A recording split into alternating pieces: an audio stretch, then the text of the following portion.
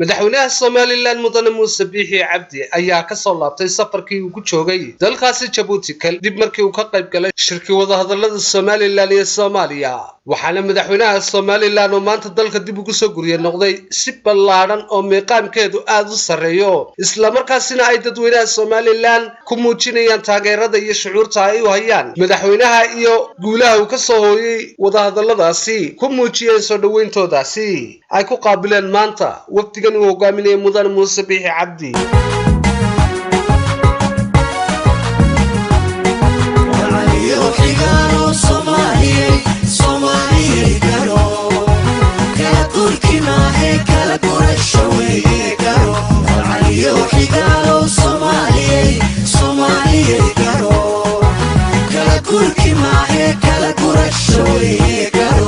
فلذان قرفيو إنان كارو فاشدو قذافوين دعيو وياها قردات شو وقتي قاكونا ندي أنا وحان قديايو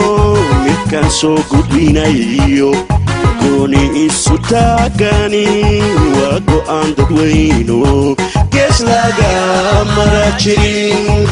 فلذان قرفيو إنان كارو فاشدو قذافوين دعيو وياها قردات شو وقتي قاكونا ندي أنا وحان قديايو مكان سو قدينايو كوني إسو تاكاني واقو عندك وينو كيس لاقا مراجرين علي وحيقالو Somali garo kala turki maahe kala kurashawi garo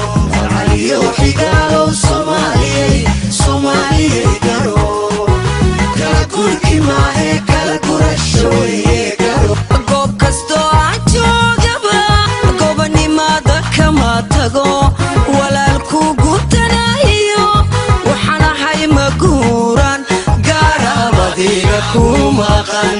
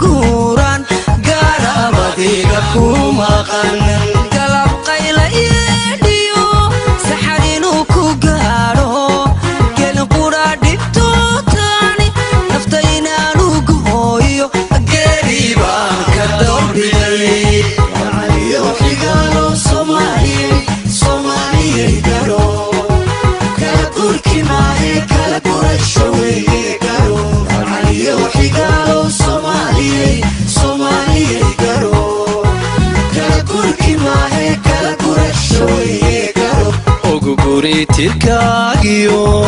قدرتادا كي جعل اسكو قبايا ماتيدا رادكي سينانقرو واجيكاي قصوري تلادايدان كوستي عدنا ايد كمان قلين أرين قباشا كنتيو حجوكيت كلالا تقو قولا هبالا ماليمان وقو قوري تركاقيو قدرتادا كي جعل اسكو قبايا ماتيدا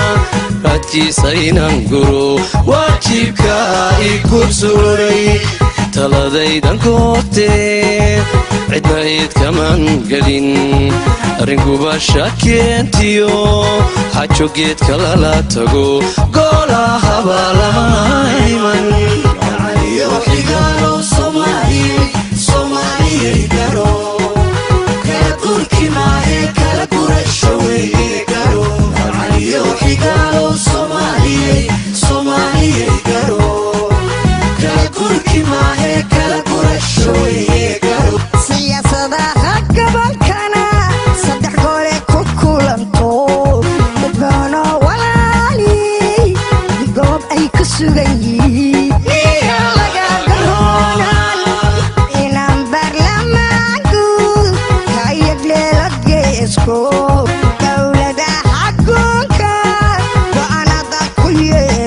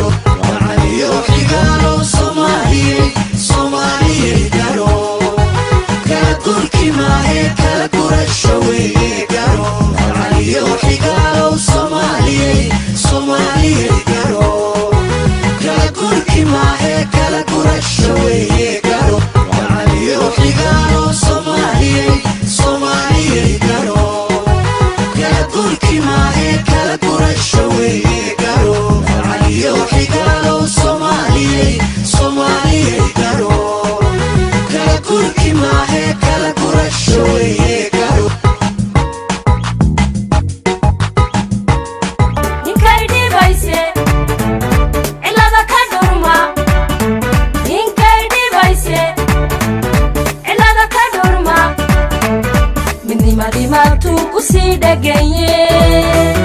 dhagaha ugu rida inaan dhacay dhagaha ugu rida ugu rida ugu rida dhagaha ugu rida inaan dhacay dhagaha ugu rida inaan dhacay dhagaha ugu rida inaan dhacay dhagaha ugu rida ugu rida ugu rida dhagaha ugu rida inaan dhacay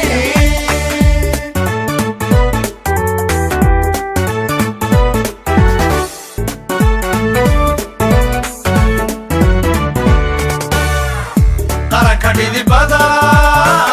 qaranka dhidibada qaranka dhidibada qaranka dhidibada qaranka dhidibada dad baa u dhigo u shuba dhiigo nabadda dhaliye qaranka dhidibada dad baa u dhigo u shuba dhiigo nabadda dhaliye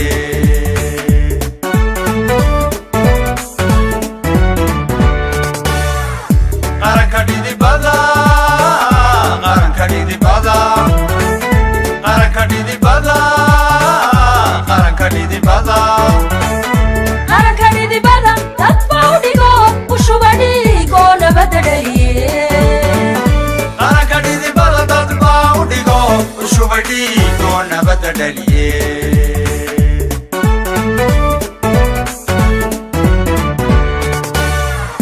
miyaan dhib yaraan ku dhidbay calanko miyaan dhib yaraan ku dhidbay calanko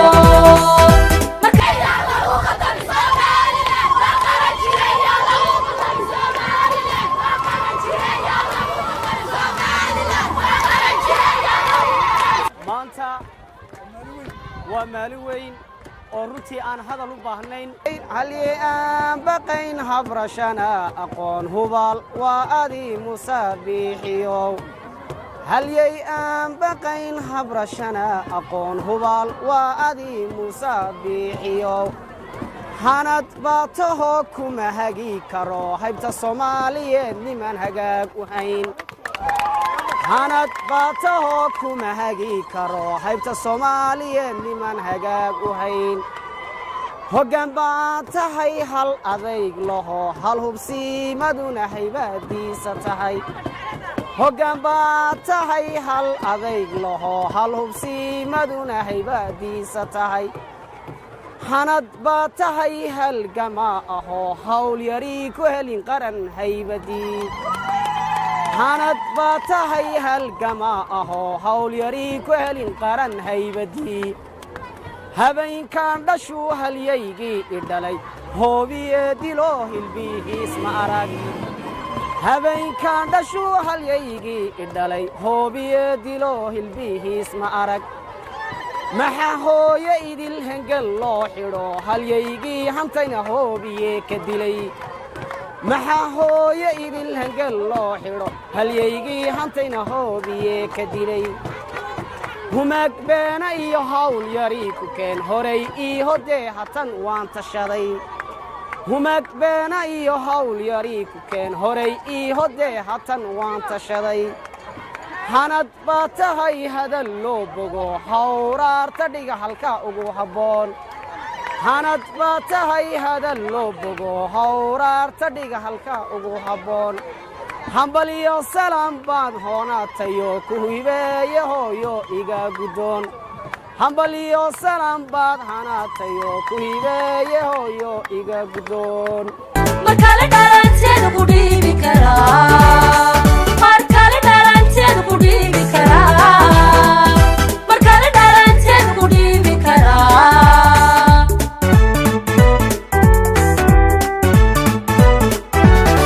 dhulkeenna bulshooyinaan dhisannaa ninkay dhibayse cilada ka dhurma ninkay dhibayse cilada ka dhurma midnimadii maabtuu ku sii dhagaye dhagaha ugu rida inaan dhacay dhagaha ugu rida ugu rida ugu rida dhagaha ugu rida inaan dhacay dhagaha ugu rida inaan dhacay dhagaha ugu rida ugu rida ugu rida dhagaha ugu rida inaan dhacay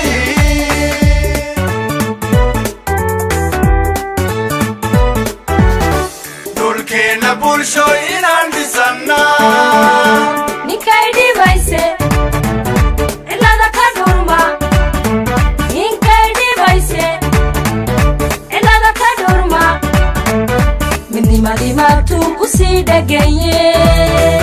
dhagaha ugu rida inaan dhacayn dhagaha ugu rida ugu rida ugu rida dhagaha ugu rida inaan dhacayn dhagaha ugu rida inaan dhacayn dhagaha ugu rida ugu rida ugu rida dhagaha ugu rida inaan dhacayn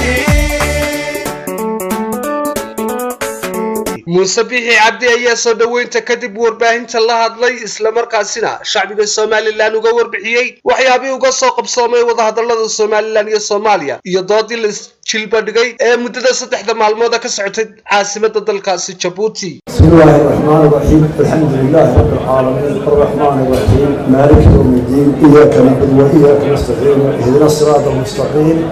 صراط الذين أنعمت عليهم غير المغضوب عليهم ولا الضالين السلام عليكم ورحمة الله وبركاته waxaan marka koowaad aad iyo aad halkan uga mahadnaqaynaa haddii aan nahay wafdigii ku maqnaa hawshaa dhammaan shacbiga somalilan dibadiyo gudamooda joogaba gobolada oo dhan qaybaha mujtamaca oo dhan axsaabta mucaaridka oo aanu siyaasadda wadaagno golayaasha dadweynaha kale nooca badan ee aqoon-yahan leh ee dhallinyaro leh ee haween leh ee reer miyi leh ee reer magaal leh ee beeraley leh taageeradii iyo wadanimadii iyo shucuurta ay u muujiyeen qadiyadooda iyo siday arrintaa uga socdeen uga dagaalgaleen aad iyo aad iyo aad baan ugu mahadnaqay mahadnaqaanka waftiga iyo hawshiisa waxay ila tahay in laga dherigsan yahay oo social mediaha aada loogala socdiya idaacadaha waxauna ugu muhiimsan waa shirkii ugu horreeyey marka laga reebo kii london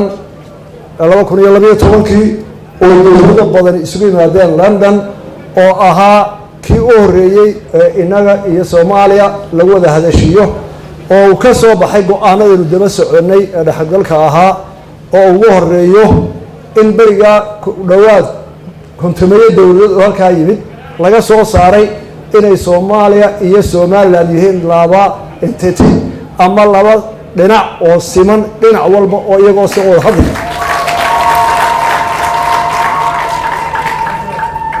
hase yeeshee 2012 laga bilaabo ilaa maanta oo 2008 sannadood wada hadaladii halkaa iyo niyadtamaantii aynu ku tagnay iyo go-aankii london ka soo baxay muu helin fagaare lagaga wada hadlo wada hadalladu si ay u dhaceenba waxay ahaayeen kuwo aan horan loo wadin oo cidday dhexdhexaadinaysaana aanay dhexdhexaadin dhigin dooda la gelayana aanay fagaaraha cidi joogin caalamihi dabeetana qolada soomaaliya ay ahayd arrin ay ku marmarsoodaan aynu ku wareegeysano wixii maxay ahayd kalsoon dhisidiyo walaalnimo iyo lagu wareegeystay fagaaraha halkii laga soo qaaday la dhamay caalamka inooga ogaa lama helin fagaaro lagaga wada hadlo shirkani wuxuu kaga duwanaa kuwii hore waxaanu nasiib u yeelanay in la helo fagaare adduunka dowladihii ugu xooga weynaa shir ay iyagu soo qabanqaabiyeen wadaan oo dowladda maraykanka ugu horeyso oo ay ka soo qeybgeliyeen yurub EU-da oo dhan dowladaha yurub xafiiskii matalayay africa kii matalayay african union dowlado kale oo madaxood ay ka joogeen iyagoo madax bannaan cid ka wakiilihi loona xil saaray dowladda Djibouti inay martigeliso oo iyadu maadaama ay tahay madaxweynaha jamhuuriyadda Djibouti yahay madaxweynaha Soomaaliya ee Soomaaliya dhaqankeed yaqaan ee garanaya waxa la isku hayo oo marka la murmo doodu waxay tahay halka la iska diiday garanayo kala qaban kara in isagana laga codsaday inuu arrintaa dhexdhexaad ka noqdo hogaamiyada maadaama ay horan tahay waxaan jecelahay inaan u mahadnaqo dhammaan haddaynu Somaliland nahay anoo afka dalka Soomaaliya dhan ku hadlaya ciddii shirkaas soo qabanqaabisay ee fagaaraha ogolaatay ee arrintaa 12kii London laga bilaabay intii dambe sacsacnayd in lagaga wada hadlo iyo dowladda Djibouti oo xil weyn iska saartay hawl badan oo gashay aad iyo aad baan ugu mahadnaqaynaa waana u xusuusnaanayna taariikhda shirka wixii laga yidhi iyo wixii la wada yidhi waa dhegaysateen ku celin maayo saddexdii cisho u dambeeyey baan ka hadlaya shirka markii la dooday ee cudurra doodoodii soo dhigtay madaxweyneyaashii joogay iyo safiiradii matalayay dowladaha oo ka maraykanka ugu xoog roonaa waxaa la go-aamiye in la yidhahdo arrinta waa culusta markii horreysay in la garabsado arrinta waa culusta hadday culus tahayna oodan camad sida u kala sarreeyaan baa loo guraa waxaanu wadiye xaggeenu ka bilowna waxaanu ku nidhi dee waxaanu bilaabaynaa wixii hore loogu heshiye horta hala fulin dee markaasaa la bilaabi doona haddaan tii horeba la fulin haba yaraatay haba weynaatay haddaan ku hore la fulinayn maxaa tuduma laga bilaaba sidii baa lagu guddoonsamay waxaa loo saaray guddi wasiiraha waxaan doonayaa inaan halkan ka xuso oon idiin sheego guddigaa wasiirada ah iyo adna oo wasiirka xoolo ah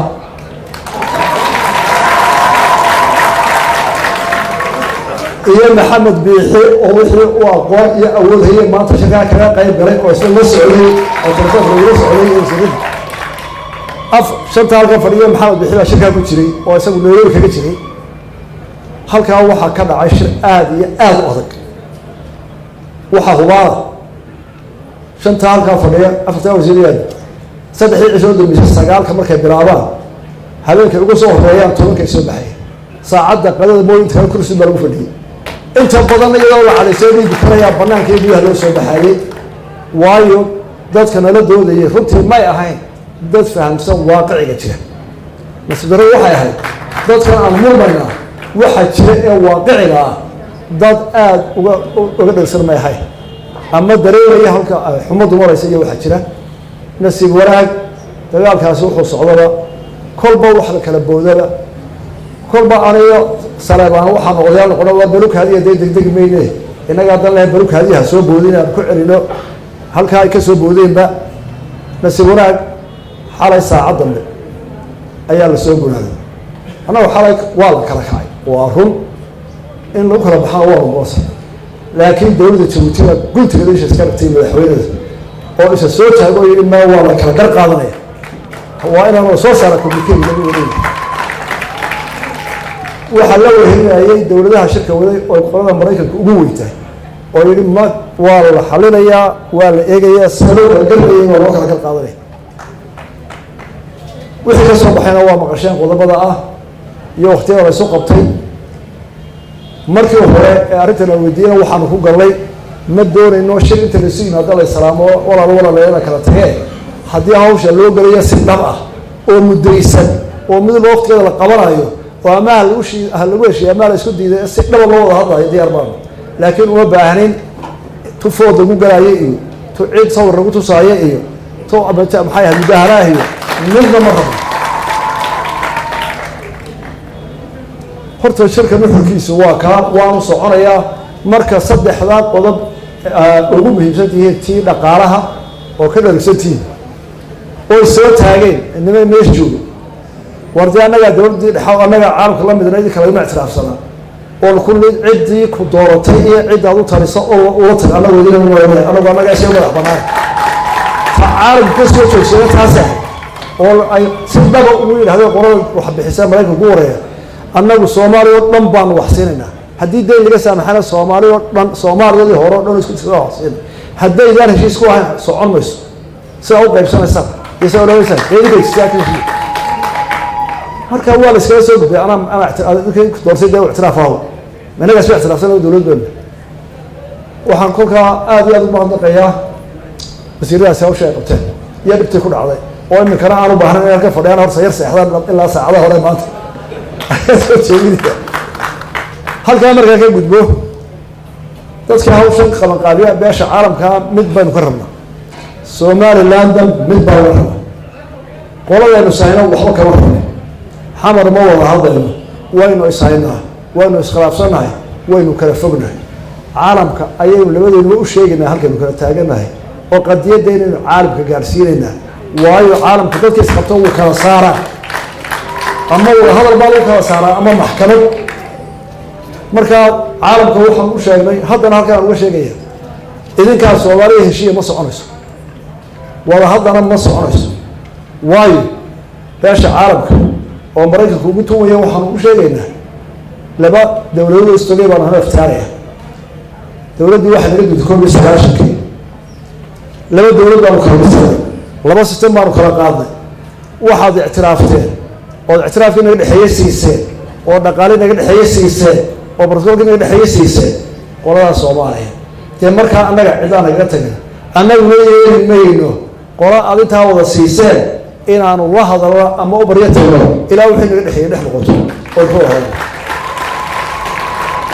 horena taasaanu dhe haddana taasaanu taagan waxaanu ku wada hadlaynaa marka la kala gar qaato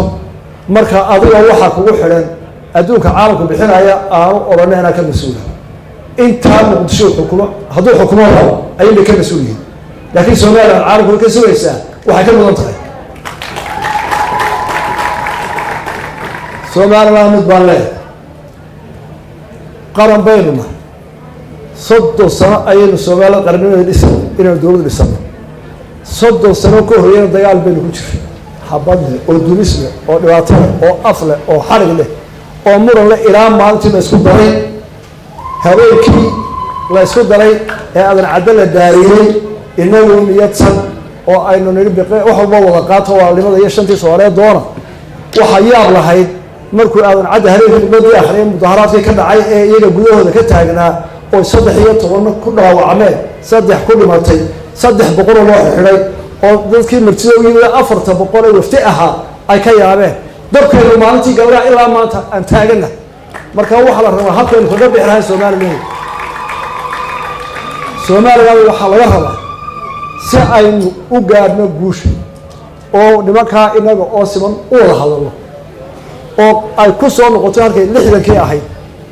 ee aynu wada lahayn ee aynu wada dhisanay ee aynu maantana wada leenahay ee wixii dhexdeena aynu ka saxayno waxaynu u baahannahay dhowr qodob baa laga rabaa ka hore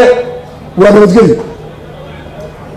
walaalayaal caalamka qancin kari mayno oo ka socon mayno haddaynu maalin walba barkad iyo ijaar isku layno oo maalin walba gurmad reeraad ku jiro dowladna doonayno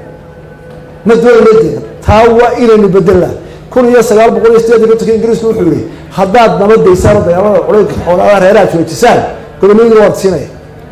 tiyaana la furi maantana waxaad moodaa in qori la cararaya iyo wax yaro bilaamicna maalin walba miidiyaha laga sii deenay dadka u dhimanayo yaa dad suqanayo wax siinaya dad xabad soo sayaa la hadlaya taa waxaan leenahay haddaanu ceelyo tagano adduunkii la soo hadalnay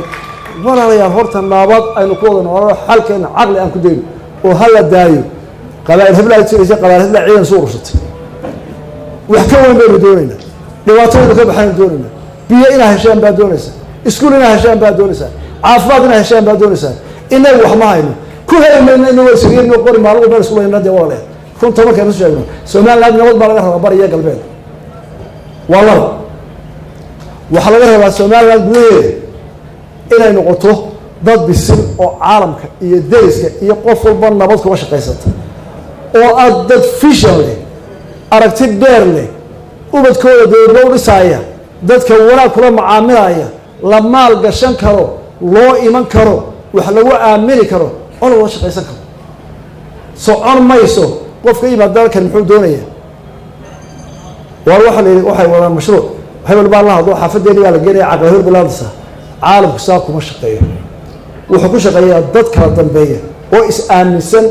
oo waxay doonayaan caalamka meel u mara meel looga soo hoyda waxay caalamka dhex marana la kala saari karo oo ay ku aamini karaan waxooda markaasaa lagu maalgelinaya oo cid walba ku imanaysa way kula soconaysa saddex waxaa laga rabaa inay Somaliland dhabar adayga u soo muujiyeen iyo dhibaatada u soo muujiyeen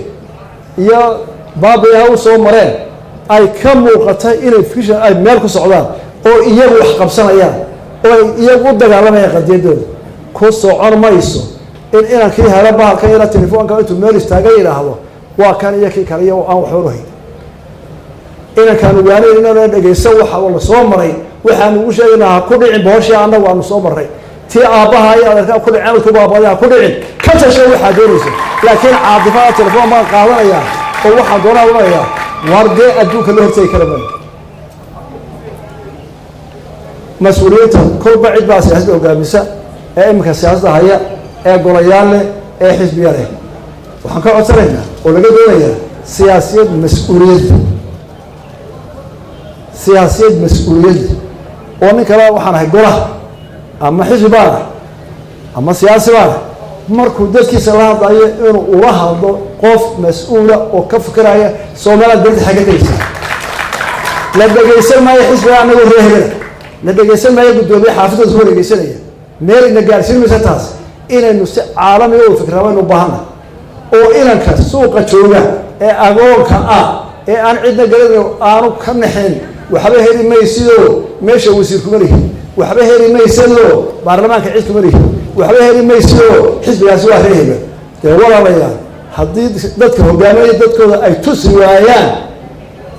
wuxuu ku dhiirado ku dabagalo ku ogolaado oo cadaalad dhexdhexaad ah ee waar dadkeena dalka hogaamiyo cidina ma qarimayso inagu dadka meel geeyay ma aha mid qalan aan waxna qalan midiyaha qarsan ayna midawro dalka dhiso habeenkiina in la kala furfuqo ama ninka xafiiska marka loo tagayana qolo la isugu socdo ma soconayso meel ku gaarmeen caalam baynu tagaynaa af Soomaaliya baynu ku hadlaynaa waxaasaan haybaanu leeyahay waanu faanaynaa waanu ka wanaagsanahay gobbaan hado saaraan waa eegoyga laga helaa oo xafiiska laga helaa oo maqaaxida laga helaa oo iskuulka laga helaa oo kaliya ka wada saaya dawada hadii kala waa jujuway waxaad geyso falka hadda ma ku jira ugu dambeyn waxaan ka codsanayaa madax dhaqameedka waa madax dhaqameedka dalka waa doorasho waa nimanka u dhasha ee doorashada ilaa ay ka dhimanayaan waalkii ka dhaxlaa meelkiisa ixtiraamkaas dhaqanka loo yidhi waa mas'uul aan laga dhacay oo waliba lagu karaameeyo caaqilka odayga suldaanka balka warta suldaan waliba haduu codad qaato anagu reebel wallahi bilaa tarcibrtiin la yaab ee war sudaanadu saamahay dhaqan waanu ixtiraamna anagoo siyaasiyiin waa ka dambayna koofiyadii baa noo sidaa sidii aabayaashiin han jireen de ahaada waa maxay suldaan wuxuu doono ku hadlay oo wuxuu doono sameeyo ee suldaan markaa ma tii waad ka baxday xayndaabki waxaan ku soo gabagabeenay culimada hadoo duceyso culimadu iyaga dee inoo haya kitaabkii Ilaahay iyo midkii waxaanu ka doonaa culimada inay ducada iyo dikriga Ilaahay badiyaan dadkana ay wanaag ku hanwiyaan iyaguna aanay firqa noo yeelan marka inta ay soo geynaaba inuu waxay doonaan helaan dadka naga roosanaya ninka Soomaaliya ma hadlaya nin noqonaya wax toos ah ku hadli karaya qodobka waxaan dhaafayaa waxaa jira nin muwaadina oo reer Soomaaliland oo 7 sano joogto ku xidhnaa oo arrimaha faralka xisaab xidhnaa oo tirsanaya cadaalad darrada xukuumaddiisa helin waan ku hadlay dawladda Djibouti farkiisi dib loo furayaa insha Allah oo soo natiijo ku gaaro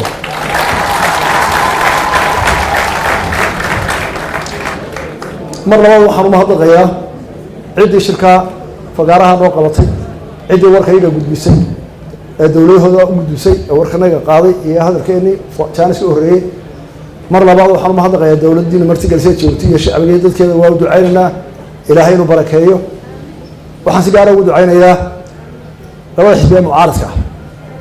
oo intii aan tagaynay shay walba sagaba iyagu xagga dambe lugta jiidka ahayd maanta inay labadaba hambaliyo iyo codba ku taageereen xisbiyada iyo guddiyaasha loo maamulo oo majeesana qadiyada waxay kala marhoorayno taladuna way noo taalaa saasaynu ku haynaa markaana qoosataanna dhegtana soo qabto waa idinku war fadhinaa waa isku qancinayna dadkuna waxay aad uga cabanayaan xisbiyada iyo duulduulka hadalooda xune aynu iska waan inagu aynu ku noqono oday Saleebaan aad iyo aad baan u mahadnaqaya dhowr soo jeeday oo intaa dhigtay oo daaraynin oo ragay taageerayna aad iyo aad maxamedsa noo adkaystana aad iyo aad baan u mahadnaqaynaa waa salaamantii wa salaamu calaykum wa rahmatullahi wa barakatuh waa maxamed xasan sheekh maxamed Jubba